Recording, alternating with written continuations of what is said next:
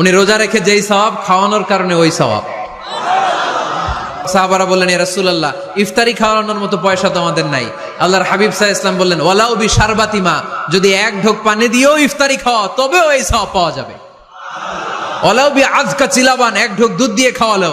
ওয়ালাউ বি তামরা, একটা খেজুর দিয়ে ইফতারি করালো, এই সওয়াব। সুবহানাল্লাহ পড়েন। দুই ভাই ইফতারি করতে বসছেন, আপনার প্লেট থেকে একটা পেঁয়াজু আপনার ভাইয়ের প্লেটে দিলেন, আপনার ভাই একটা খেজুর আপনার প্লেটে দিল, দুইজনের ইফতারি খাওয়ানোর সওয়াব হয়ে গেছে। সুবহানাল্লাহ কইতে পারলেন না? পারবেন সবাই? একসাথে খাবেন না আলাদা? আল্লাহর হাবিব সাল্লাল্লাহু আলাইহি ওয়াসাল্লাম খেতে বসলে কখনো খাবারের বদনাম করতেন না। সহিহ বুখারীর হাদিস, মা আবা রাসূলুল্লাহ সাল্লাল্লাহু আলাইহি ওয়াসাল্লাম তুআমান কাত্তু, কখনো খাবারের বদনাম করেন নাই। এই 63 বছরের জীবনে কখনো না, একবারও না। ইনিশতাহাহু আকালাহু, ভাল লাগলে